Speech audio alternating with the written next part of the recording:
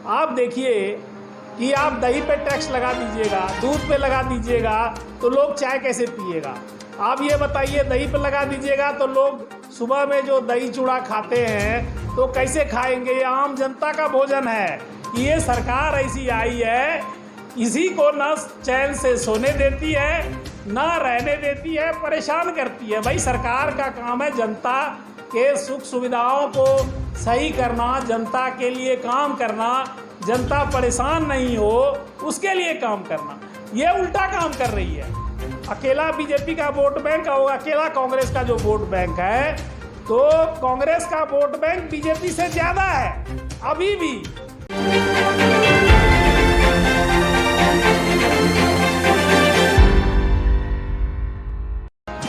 नमस्कार, आप देख रहे हैं हकीकत आप तक, आपकी आवाज़ सच के साथ। आज हमारे साथ फिर मौजूद हैं संजीव कुमार सिंह, जो कि सुप्रीम कोर्ट के सीनियर एडवोकेट हैं, कांग्रेस पार्टी के वरिष्ठ नेता हैं।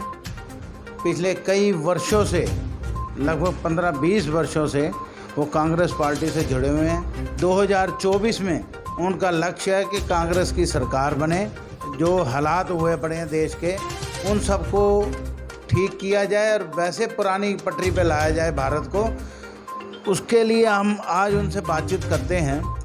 नमस्कार जी, स्वागत है आपका। नमस्कार।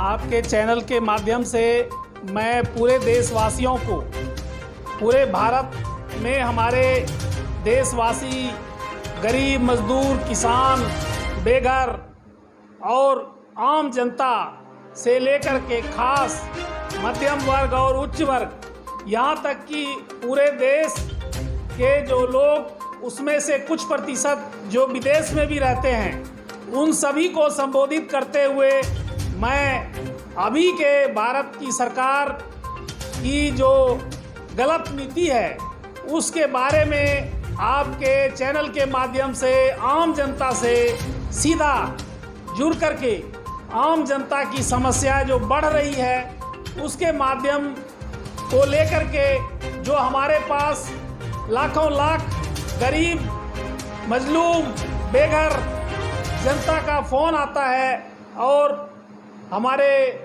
कांग्रेस पार्टी के अलग अलग चैनलों पे, अलग अलग माध्यम से, और हमारे 24 अकबर रोड जो हमारे कांग्रेस पार्टी का मुख्यालय है, वहाँ पर अलग अलग नंबरों से, अलग अलग संपर्क से जो आम जनता, गांव की जनता और गरीब जनता, मध्यम वर्गीय हो, चाहे पेशेवर हो, चाहे वह मजदूर हो, किसान हो, महिला हो, सभी लोग डायरेक्ट जुड़ करके अपनी समस्या को बता रहे हैं। और हमारे माध्यम से और अन्य नेताओं के माध्यम से हमारी कांग्रेस अध्यक्षा सोनिया गांधी के पास ये सारा जो मुद्दा है वो आता है।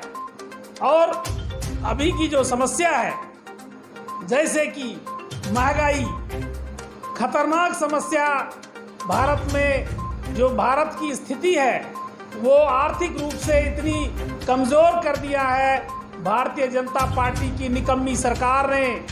और ये आरएसएस और भारतीय जनता पार्टी, ये बड़े कुछ पूंजीपतियों से मिल करके ये सारे जो घोटाले कर रहे हैं और भारत का जो आर्थिक स्थिति खराब कर रहे हैं, इन सब माध्यम में हम विस्तृत रूप से आपको बताएंगे। एक सबसे बड़ा जो मुद्दा इस टाइम छाया हुआ है, जिससे ये जो जीएसटी खाने की चीज़ों पे जो आज तक कभी नहीं लगी थी, ये लगा दी है, और वो भी रोज़मर्रा की चीज़ों पे।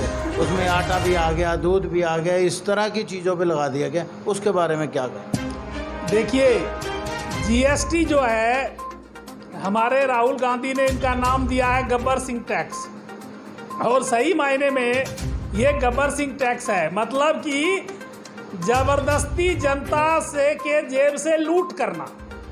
गब्बर सिंह जैसे टैक्स, गब्बर सिंह टैक्स इसलिए कहा गया, गब्बर सिंह जैसे लूट का प्रतीक है, डकैत का प्रतीक है, उसी तरह ये भारतीय जनता पार्टी की सरकार जो है गब्बर सिंह के तरह लूट करके जनता की जेब ढीली कर रही है, जनता की जेब से पैसे जबरदस्ती छीन रही है। अब हम बताते हैं विस्तृत रूप से कि जब से हमारा देश आज़ाद हुआ तब से लेकर के जब तक 2014 तक केंद्र में कांग्रेस की सरकार रही है, बीच में एक दो बार भाजपा और अन्य की सरकार आई है, तो तब तक जो है कभी भी खाने पीने रोजमर्रा की जरूरत की चीजें, आटा, दाल, चावल, दही, दूध, मक्खन, पनीर और जितनी भी जरूरत की चीजें हैं, तेल, शहद, ब्रेड, जैम, बहुत सारी चीजें जो फूड प्रोडक्ट्स जिसको कहा जाता है, चाहे वो फूड प्रोडक्ट्स पैकेज में हो, चाहे खुला हुआ हो, चाहे अन्य माध्यम से हो, ये सब पे टैक्स नहीं लगाया जाता था। क्यों नहीं लगाया जाता था? इसका कई सारे पहलू है। मैं सुप्रीम कोर्ट का वकील हूँ, तो कानूनी पहलू भी मैं बताऊंगा, और एक गांव से लेकर के मैं भारत की राजनीति में उच्च शिखर पर अभी आया हूँ, और 2024 में कांग्रेस पार्टी की ओर से प्रधानमंत्री पद का दावेदार हूँ। तो मैं 1990 से सक्रिय राजनीति में हूँ। तो सोच लीजिए कि 30-32 साल हमारी एक्टिव पॉलिटिक्स हमारी हुई, तो पूरे भारत के सभी राज्यों में कांग्रेस का किसी न किसी रूप में कभी पर्यवेक्षक रहा हूँ, कभी चुनाव प्रभारी रहा हूँ, कभी कोऑर्डिनेटर रहा हूँ, कभी कई सारे मुद्दों, बड़े बड़े नेता और पूरे भारत में जो अलग अलग राज्यों में जो हमारी कांग्रेस के मुख्यमंत्री बने हैं, सभी के साथ मैंने काम किया है, सभी महासचिवों के साथ काम किया है, और मैं पूरी तरह से भारत के गांव-गांव से जुड़ा हुआ हूं, और गांव-गांव की जन की समस्या मैं जानता हूं, क्योंकि मैं गांव से लेकर के देश की राजधानी और विदेश तक मैंने पढ़ाई की है, तो मैं सारी बातें जानता हूं। इसी बात पे मैं आपको बीच में रोक रहा हूँ। मुद्दा ये बनता है कि आप इतने साल पुराने, 30-32 साल की आपकी राजनीति है, आपने उस वक़्त की कांग्रेस का काम करने का तरीका और बीजेपी का ये जो 9 साल है, इसमें काम करने का तरीके में क्या फ़र्क है? ये बिल्कुल उलट है। कांग्रेस जो है आम जनता की समस्याओं को समझते हुए कभी भी खाने पीने की ज़रूरत की चीज़ों पर कभी भी टैक्स नहीं लगाई, उल्टा दाम कम किया, क्योंकि आम जनता जो है दिन भर काम करके आएगा, उनको काम मिलेगा नहीं मिलेगा, मजदूरी मिलेगी नहीं मिलेगी, जो है कमाई होगी नहीं होगी, रात में वो भूखे नहीं सोने चाहिए। उसके प्लेट में जो है, मजदूर के प्लेट में, आम जनता के प्लेट में रोटी भी होनी चाहिए, दाल भी होनी चाहिए, एक सब्जी भी होनी चाहिए, अगर गाय भैंस है तो दूध भी होनी चाहिए, जिनको नहीं है वो कम कीमत में है तो खरीद करके वो दूध भी खाएंगे, दही भी खाएंगे। ये तो आम रोजमर्रा की चीज़ों की वस्तुएं हैं। आप देखिए कि आप दही पे टैक्स लगा दीजिएगा, दूध पे लगा दीजिएगा, तो लोग चाय कैसे पिएगा? आप ये बताइए, दही पे लगा दीजिएगा तो लोग सुबह में जो दही चूड़ा खाते हैं तो कैसे खाएंगे? ये आम जनता का भोजन है, समझे? और ये निकम्मी सरकार जो है, ये अडानी, अंबानी और बहुत सारे नीरव मोदी और कई सारे लोगों को, जो घोटालेबाजों को बचाने के लिए पूरे देश का रुपया जो है, कुछ जो है गुजराती बिजनेसमैन जो कि हमारे मोदी जी के दोस्त हैं, इन सबों ने पूरे भारत को लूट करके विदेश भाग गया। अब क्या कर रहे हैं? आम जनता के जेब से ये पैसा छीनने के लिए आम जनता के खाने पीने की चीज़ों पर, अनाज पर, दाल पर, मक्खन पर, दही पर, पनीर पर, सभी चीज़ों पर। देखिए तेल, आज तेल कितना महंगा हो गया। क्यों महंगा हो गया? ये महंगा करके पैसा लूट रहे हैं। अब देखिए कि राइट टू लाइफ जो है फंडामेंटल राइट है, राइट टू लाइफ जो है, right to food, PDS system, public distribution system, जो अनाज बांटने की जो प्रणाली है कांग्रेस ने शुरू की। क्यों की? इसलिए कि गरीब में से भी जो बिल्कुल गरीब लोग हैं उनको पीडीएस जन वितरण प्रणाली के तहत सस्ते मूल्य पर अनाज मिले, और वो गेहूं, चावल और चीनी और ये सब ज़रूरत की चीज़ें, दाल वगैरह वो वहाँ से ले, वो कम मूल्य से भी कम मूल्य पे उपलब्ध होता था। लेकिन ये सारे क्या हैं? पूरे देश में मोदी और मोदी के टुटपुंजियों की सरकार, मोदी और अमित शाह और ये जो 4-5 हैं, ये जुमलेबाज जो हैं, ये रंगा बिल्ला की जोड़ी जो है ये, और इनके राज्य में जो मुख्यमंत्री हैं जो एनडीए के हैं, चाहे बिहार का नीतीश कुमार हो, चाहे हरियाणा के खट्टर जी हो, चाहे और मध्य प्रदेश के शिवराज सिंह चौहान हो, चाहे अभी और कई राज्यों में, सभी जगह ये लोग क्या कर रहे हैं, जनता के ऊपर टैक्स बढ़ा करके लूट रहे हैं, जनता को और गरीब और कमज़ोर कर रहे हैं। आप देखिए कि टैक्स जब कांग्रेस की सरकार थी तो उस समय अगर थोड़ी वर्दी किसी भी मामले में टैक्स बढ़ाती होती थी, थोड़ी सी अगर कुछ महंगाई होती थी तो ये सब नंगे होकर के सड़क पर लेट जाते थे बीजेपी वाले।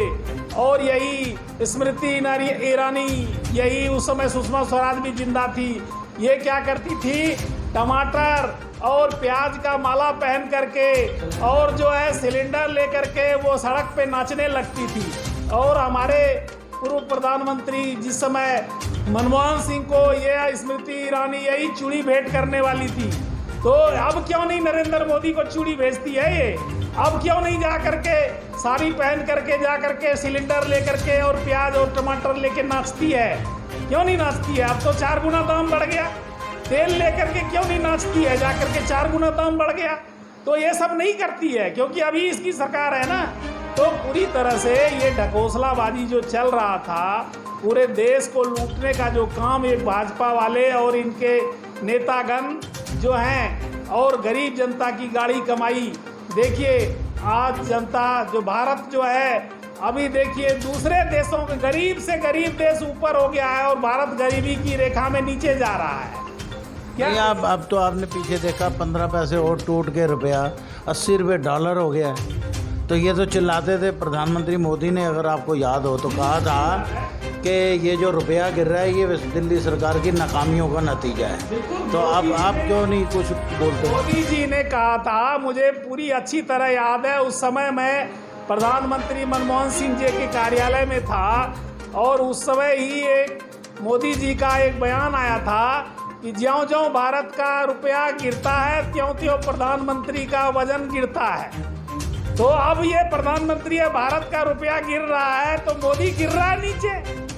अब क्यों नहीं? यही फॉर्मूला तो मोदी पे लागू होता है ना कि मोदी का मोरल और मोदी का अस्तित्व नीचे गिर रहा है क्योंकि भारत का रुपया नीचे गिर रहा है। तो मोदी जी को इस्तीफा दे देना चाहिए। मोदी जी क्यों नहीं इस्तीफा देते हैं? और मोदी जी अगर देश का भला चाहते हैं तो इस्तीफा दे दें, किसी और को बना दें और देश को जो गर्त में डाल रहे हैं देश को ठीक करें। देश जो है पूरी जनता, आम जनता कड़ा रही है, भूखे मर रही है। जनता को जो है ना रोजगार है और उसमें खाने पीने की वस्तुओं पे महंगाई, जीएसटी कर रहे हैं और सारी चीज़ें, सारी संस्थाओं का ये दुरुपयोग कर रहे हैं। अभी एक और मुद्दा जो सबसे ज़्यादा सुर्खियों में है, ईडी को लेकर। अभी थोड़ी देर पहले हमने टीवी में भी देखा, संजय सिंह आम आदमी पार्टी के, उन्होंने आरोप लगाया है कि वो भाई इसको मनीष सिसोदिया को गिरफ्तार करने की तैयारी है। दूसरा वो कह रहे हैं ईडी जो तंग करती है, ये नीरव मोदी हो गए, ये कितने माल्या हो गए, ये हज़ारों लाखों करोड़ रुपये लेके भाग गए, बैंकों का जो कर्जा था इन पे वो इन्होंने प्रधानमंत्री ने माफ़ कर दिया। उनके लिए ईडी कुछ नहीं करती।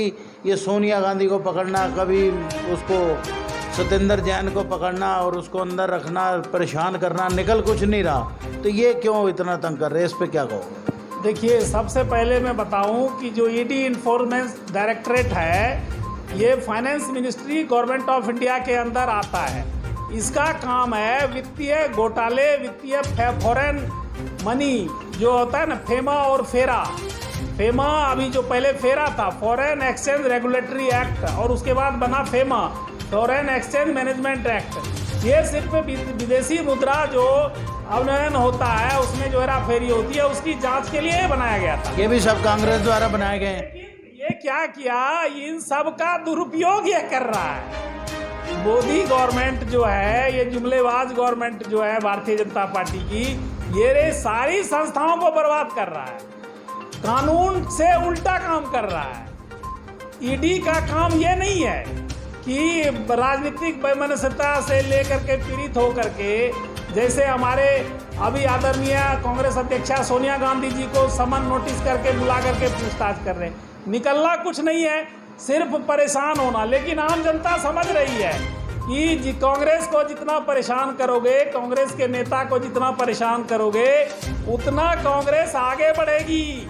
आज देखिए कि आप राहुल गांधी को तंग करके बुलाए 8-8 घंटा 10-10 घंटा, क्या निकला? कुछ नहीं निकला। और जनता तमाचा मारेगी बीजेपी और बीजेपी की सरकार को, उनके प्रधानमंत्री और ये जो सारे गृह मंत्री जो पूरे देश की सभी संस्थाओं का जो मजाक उड़ा रहे हैं, ईडी, सीबीआई और कई सारी संस्थाओं का, वो उल्टा इन्हीं को भारी पड़ने वाला है। अभी आदरणीय सोनिया गांधी जी को बुला रहे हैं। हम लोग सभी गए थे वहाँ पर, हमारे कांग्रेस मुख्यालय में धरना प्रदर्शन के लिए। हम और हम सारे नेता क्या किए, पुलिस को भेज करके सबको नेताओं को बस में बिठा दिया। हम लोग को भी बस में बिठाया था, लेकिन हमने कानूनी बात जब कही तो पुलिस वाले ने कहा कि कोई बात नहीं सर, आप जाइए।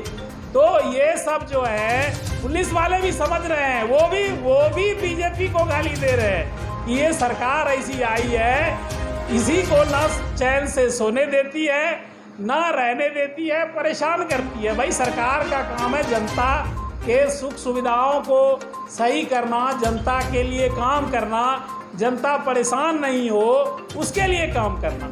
ये उल्टा काम कर रही है। 2014 में मोदी गवर्नमेंट बने, इन्होंने आते ही पहले क्या किया, नोटबंदी कर दिया। नोटबंदी में इतना मूर्खतापूर्ण काम किया कि बहुत सारे रुपये बर्बाद हुए, बहुत सारे रुपये नदी में चले गए, बहुत सारे रुपये जलाए गए। और ये इन्होंने इतना मूर्ख कदम था इन लोगों का कि 1000 रुपये का नोट बंद करके 2000 का नोट चलाना का मतलब क्या हुआ? और भाई 2000 का नोट में तो और पैसा इकट्ठा होगा ना, और आसानी होगा। जेब में लो करके 10 लाख चलेंगे तो घोटालेबाजी तो और बढ़ेगी ना। तो इससे कौन सी बात हुई? इन्होंने सिर्फ ये करना था क्या कि ये नोटबंदी और ये सब किया, क्यों किया कि जो बड़े बड़े बिजनेसमैन हैं, जैसे बड़े बड़े घोटालेबाज नीरव मोदी हो गए, विजय माल्या हो गए, ललित मोदी हो गए, आपके जो और सारे अडानी अंबानी, ये सब लोगों ने पूरे भारत के पैसे को अपने जेब में ठूस लिया। और ये कुछ लोग जो गिने चुने 10-20 लोग पूंजीपति हो गए। और भाजपा को चुनाव लड़ना था, मोटा पैसा जो है इन लोगों से लेकर के 2014 में लोग चुनाव लड़े। दूसरे पार्टी के पास जो पैसा था, कांग्रेस हो, समाजवादी पार्टी हो, बहुजन हो या और भी क्षेत्रीय पार्टियां हो, उन सब के पैसे जो थे, क्योंकि चुनाव में कैश पैसे का खर्चा होता है, वो सब पैसे इन्होंने क्या किया, लुटवा दिया। उनको फाइनेंशियल रूप से दूसरे पार्टी को कमजोर कर दिया। और अपने ट्रक के ट्रक, मुझे याद है 2014 लोकसभा चुनाव में 2014 में उत्तर प्रदेश में 80 ट्रक बीजेपी का पकड़ा गया था 2-2 हज़ार रुपये नोट का, और बाद में वो ट्रक गायब कर दिया गया। जो है करीब 2500 नया मोटरसाइकिल खरीदा हुआ पाया गया था, बीजेपी का लोगो लगा हुआ। ये सब उसी नोटबंदी के लूट के पैसे की कमाई से ये लोग चुनाव लड़े और दूसरे पार्टियों को डाउन करने के लिए ये काम पूरा मटगंधन बना करके ये किया, षड्यंत्र रच करके किया था। आम जनता को लाइन में लगा दिया, आम जनता भूखे मरने लगी। 4000 रुपये, और मोदी जी तो इतने कि अपनी माँ को 4000 रुपये के लिए लाइन में लगवा दिया था। भाई साहब, ये दिखाने के लिए कोई अपनी माँ को मिलने के लिए कैमरा लेके जाता है क्या? आप या मैं या कोई भी आम इंसान या कोई बड़ा आदमी माँ से मिलेगा, प्यार से मिलेगा, कैमरा लेकर के मिलेगा? ये तो डकैती करने वाली बात हुई, ढकोसलाबाजी लोगों को दिखाने के लिए। भाई तुमको कैमरा ही दिखाना था तो जब मोदी जी की माँ बर्तन मज रही थी, अगर ये कह रहे हैं कि बर्तन मज रही थी, तो तब कैमरा लेके ले जाते ना। अब प्रधानमंत्री बन गए, आप कैमरा लेके क्यों जाते हैं? दिखाने के लिए कि मैं माँ को मिलने जा रहा हूँ। ये सब तो जो है ढकोसलाबाजी है। और भाई आप अपनी माँ को, आप क्या नालायक बेटा थे, आप खड़ा हो जाते लाइन में 4000 रुपया बदलवाने के लिए, माँ को लगा दिया लाइन में। तो ये सब जो है आप पूरी तरह से माखौल मजाक, लोग हंसता है कि ऐसा जोकर प्रधानमंत्री है। और खास करके पूरी तरह से नोटबंदी के बाद लोग, जनता उबड़ी भी नहीं थी कि जो है कोरोना का मार आ गया। ये कोरोना और ये जो बीमारी है, ये बीमारी फैलाई हुई है। ये मोदी जी क्या कर रहे थे, वहाँ से ला करके चाइनीज प्राइम मिनिस्टर को यहाँ झूला झूला रहे थे और गलबैयाँ कर रहे थे, समझे। और क्या हुआ, उन्होंने ऐसा षड्यंत्र रचा कि चीन से कोरोना फैला दिया। पूरा चीन ने कोरोना फैलाया, पाकिस्तान को होते हुए पूरे इंडिया में जो है कोरोना फैल गया और इतने हजारों लाखों लोग मर गए। जो है पूरा महामारी शुरू हुई चीन से, चीन वाले ने जानबूझ के फैलाया और चीन वाले को भी फायदा हुआ। वहाँ 80 लाख जो बुजुर्ग थे, चीन में क्या है कि मरते दम तक उनको पेंशन दिया जाता है। 80 लाख बुजुर्ग मर गए, चीन की सरकार को फायदा हुआ कि बुजुर्ग सारे मर गए, पेंशन कौन लेगा, तो फायदा हुआ ना। तो कोरोना में चीन को फायदा हुआ, बुजुर्ग सारे मरे, 80 लाख बुजुर्ग मरे और सबका पेंशन जो है देना बंद हो गया सरकार का। उसी तरह यहाँ पे लोग मरे पूरे कोरोना में। जो है मोदी खाली ये ऐसा आदमी मैंने कभी नहीं देखा, ऐसा राजनेता या ऐसा जो है इतना छोटी मानसिकता वाला कि जो है कोरोना का जो वो होता है इंजेक्शन होता है या उसकी जो पर्ची होती है उस पर अपना फोटो लगा रहे हैं मोदी जी। शर्म आनी चाहिए। कोई आदमी मर रहा है तो मृत्यु प्रमाण पत्र पे भी अपना फोटो लगाओ ना। कोरोना से मर गया मोदी जी, इंजेक्शन में फोटो लगा रहे हो, तो कोरोना से मर गया मृत्यु प्रमाण पत्र में भी फोटो लगाओ मोदी जी अपना। चलो ये बात तो हो गई। अब बात आज हो रही थी राजनीतिक चर्चा की। जी राजनीतिक चर्चा ये है, अभी मोदी जी का पीछे बयान भी आया था, उन्होंने अपनी भाषण में कहीं कहा कि ये जो मुफ्त की रेवड़ियाँ बांट रहे हैं ये देश के लिए नासूर हैं, देश के लिए ख़तरनाक हैं। ये जो मुफ्त का जो चक्कर में लोगों को फंसला रहे हैं तो ये नुकसान पहुँचाएंगे। और आम आदमी पार्टी कह रही है कि केजरीवाल कह रहे थे मुफ्त तो दे सकते हैं, हर राज्य में दे सकते हैं और इसका नुकसान कांग्रेस को भुगतना पड़ेगा। ये क्या है कांग्रेस का, क्या कांग्रेस बीच में कहाँ स्टैंड करती है आम आदमी पार्टी और इसके बीच? देखिए ये पूरा बहुत ही घोटालेबाजी षड्यंत्र है और मैं शुरू से कह रहा हूँ केजरीवाल या आम आदमी पार्टी जो है ना, ये कांग्रेस की जो है वोट बैंक काटने के लिए ये बीजेपी की बी टीम है। ये आपस में नुरा कुश्ती करते हैं आम आदमी और बीजेपी वाले, लेकिन ये बीजेपी ए टीम है और केजरीवाल की बी टीम है। ये सिर्फ कांग्रेस के वोट काटने के लिए इसको बनाया गया है। और ये जो कह रहे हो कि फ्री बांटने की, फ्री केजरीवाल की अपने घर से बांट रहा है। केजरीवाल का बाप क्या करता था, कहीं बहुत बड़ा धन्ना सेठ था क्या? नहीं था। और केजरीवाल जो है खुद जो IRS था वहाँ भी कई घोटालेबाजी किया है। जो आप सरकारी गवर्नमेंट का रूल है कि सरकारी में अगर आप काम करते हो तो कोई भी NGO में काम नहीं कर सकते हो। सरकारी नौकरी पे रहते वही NGO खोल करके पैसा लूट रहा था केजरीवाल। बीजेपी क्यों नहीं इसके ऊपर केस करके केजरीवाल को ठांस देता है जेल के अंदर कि भाई तुम जब सरकार में थे, IRS थे, गवर्नमेंट में थे, इनकम टैक्स डिपार्टमेंट अफसर थे, तुम NGO कैसे खोल सकते हो? गवर्नमेंट रूल के खिलाफ है और NGO खोल करके पूरे विदेश से पैसा लूट रहे थे तुम। तो ये इसको ईडी इसके ऊपर लगानी चाहिए ना, इसको बंद करनी चाहिए। केजरीवाल क्यों नहीं बंद कर रहा है? नहीं, केजरीवाल ने आज भी अपने सुबह भाषण में ये कहा है, कहीं जगह बातचीत करते हुए प्रेस को उन्होंने कहा है कि जो आम आदमी पार्टी है उसको कोई रोक नहीं सकता इस भारत में, पूरे भारत में आने से।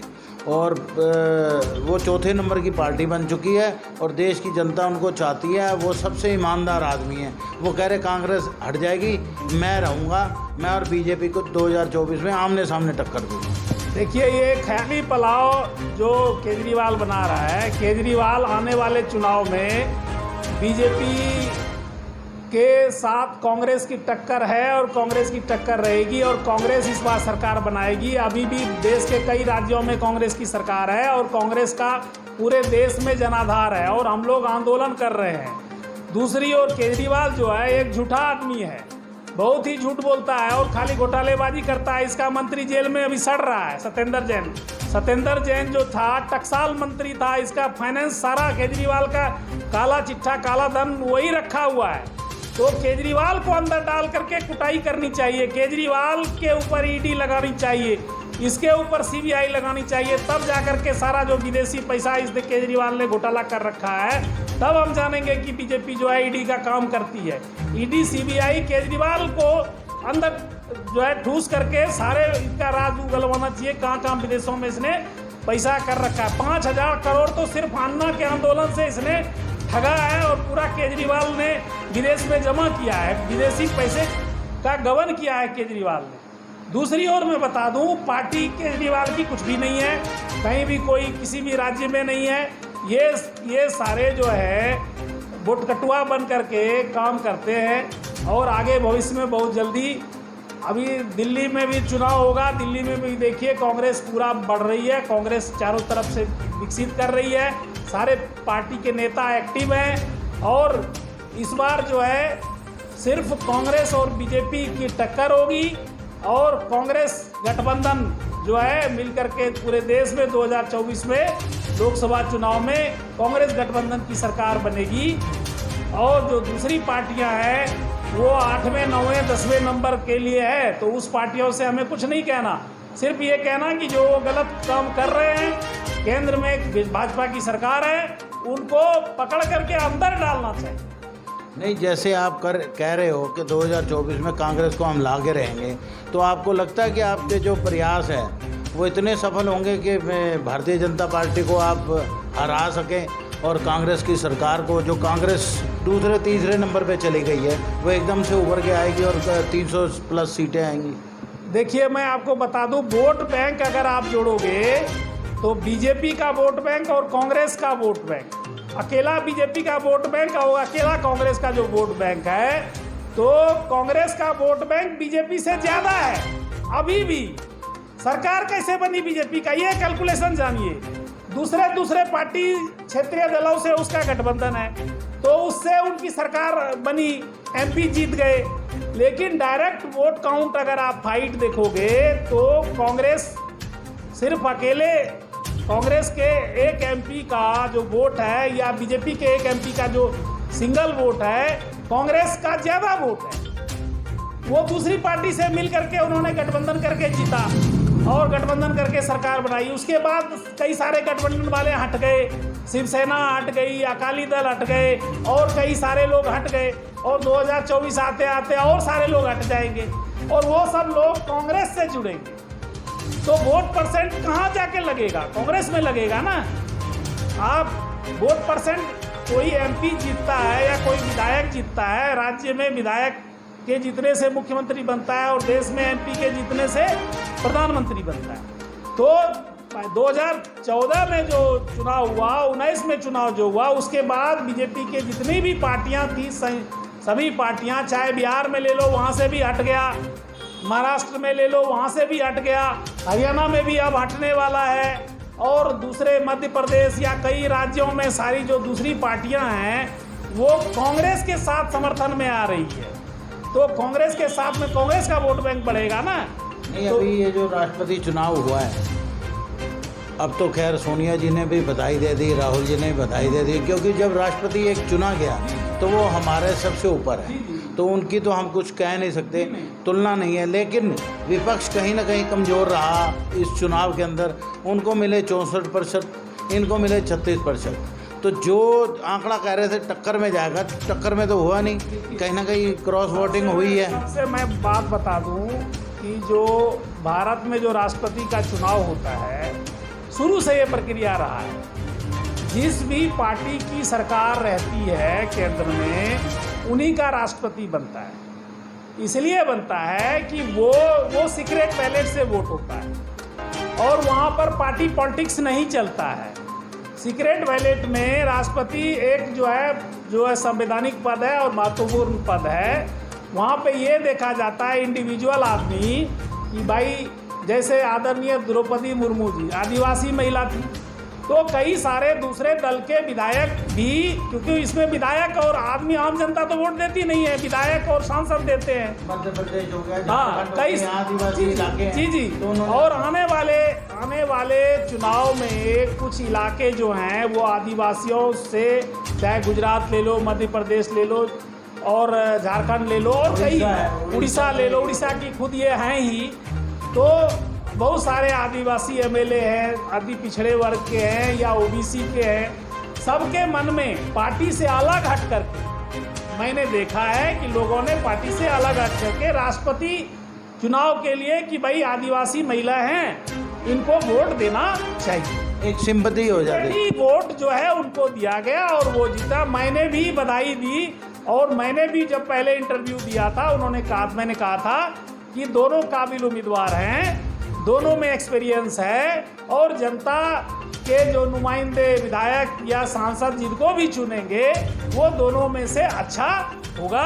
और मैं आदरणीय जो हमारी महामहिम राष्ट्रपति महोदया चुनी गई है द्रौपदी मुर्मू जी, मैं उनको अपने दिल से हार्दिक जो है बधाई देता हूँ। मैं उनसे कई बार मिला हूँ, पहले जब वो झारखंड में राज्यपाल थी उसके पहले भी मैं यहाँ तक कि उनके गांव में भी गया हूँ, उनके घर में भी गया हूँ, उनकी सुपुत्री वगैरह जो हैं उन सब से भी मैं मिला हूँ। जब मैं जो है उड़ीसा के दौरे पे था तो मैं वहाँ पे गया था, उनका घर देखा था और वो एक साधारण आदिवासी गांव से जो है आगे बढ़ा। तो ये एक उसी तरह से जैसे कि अब एपीजे अब्दुल कलाम साहब थे तो उस समय भी हम लोगों ने समर्थन किया था, तो वो सारी चीज़ें एक अलग है। लेकिन जो लोकसभा का चुनाव है ये पॉलिटिकल चुनाव है, ये आम जनता का चुनाव है, आम जनता के मुद्दे की बात है। यहाँ पर हम लोगों को और हम लोग जो भारत जोड़ो यात्रा निकाल रहे हैं और अभी सारे जगह जो हमारे नेता एक्टिव हैं, हम डायरेक्ट जनता से मिल रहे हैं, जुड़ रहे हैं, कांग्रेस मजबूत कर रहे हैं और कांग्रेस में अभी सदस्यता अभियान अंदर पूरा चल रहा है। हम लोगों ने पिछले साल से ही चला रखा है और पिछले साल से अब तक में हमने 5 करोड़ सदस्य बना दिए। अभी जो डाटा है 5 करोड़ सदस्य हमारे बढ़ गए हैं और अब हम जो है आगे 10 करोड़ का टारगेट लेकर के चल रहे हैं। 10 करोड़ सदस्य को बढ़ाने के लिए कांग्रेस सदस्यता अभियान चल रहा है। एक परिवार में अगर कोई जुड़ता है तो उसका पूरा परिवार जो है कांग्रेस का वोटर बनता है। तो इस प्रकार से कांग्रेस को हम लोग पूरी रूप से मजबूत करने के लिए लगे हुए हैं और कांग्रेस की सरकार जो बनेगी, चाहे मेरे नेतृत्व में बने चाहे और नेता के नेतृत्व में बने, मेरा जो है जो हमने दावेदारी दी है युवा प्रधानमंत्री बनने की और युवा ही देश को जो है आगे बदल सकता है, युवा एक नई दिशा दे सकता है। और जो है इसलिए हम कांग्रेस को मजबूत करने के लिए, ये बीजेपी की नीतियों को ख़त्म करने के लिए, बीजेपी जो आम जनता गरीब को बर्बाद कर रही है, इसको ख़त्म करने के लिए कांग्रेस जब पूरे देश में मजबूत होगी, हर एक लोकसभा में मजबूत होगी, तो जो है बीजेपी हारेगी। और पहले भी कई बार बीजेपी हारी है, फिर हारेगी। ऐसा थोड़ी है कि उसने लिखा के आया है कि भाई वो रहेंगे, हारेंगे। और उन्होंने तो किसी को सम्मान नहीं दिया, मोदी जी ने तो अपने बीजेपी के नेताओं को ही सम्मान नहीं दिया। किसको सम्मान नहीं दिया? अब अटल बिहारी वाजपेयी जी और आडवाणी जी ने पार्टी बनाई, आडवाणी जी को बेइज्जत कर दिया मोदी जी ने, अमित शाह जी ने। हाथ जोड़ के आडवाणी जी खड़े रहते हैं और मोदी जी इधर से मुंह फेर के चले जाते हैं। तो उन्होंने तो गद्दारी खुद अपने पार्टी अपने गुरु से किया है, आडवाणी जी से। यहाँ तक कि राष्ट्रपति उम्मीदवार के लिए नाम भी नहीं डाला आडवाणी जी को, जिन्होंने पार्टी बनाई। तो वो लोग तो जब अपने पार्टी के बुजुर्गों का भी ख्याल नहीं रखते हैं जो है, तो दूसरे आम जनता की क्या बिसात, आम जनता का वो क्या सोचेंगे, आम जनता का भला क्या करेंगे। जैसा कि आपने देखा, ये कांग्रेस के सीनियर लीडर संजीव कुमार सिंह जी ने, जिन्होंने आज बड़ी गर्मजोशी से सारी बात रखी, भाई कांग्रेस को मजबूत करने के लिए मैं कांग्रेस का एक कार्यकर्ता की तरह से काम करके कांग्रेस को 2024 में लाने का लक्ष्य है। और भारतीय जनता पार्टी की वजह से जो उथल पुथल मची हुई है देश में, जो महंगाई का है, जीएसटी हो, पेट्रोल हो, रुपया गिर रहा है, उन सब मुद्दों पे बात हुई। उन्होंने कहा कि लोग पहचानेंगे और समझेंगे कि जो कांग्रेस कर सकती है वो कोई नहीं कर सकता। इसी मुद्दे के साथ आप देख रहे हैं हकीकत आप तक।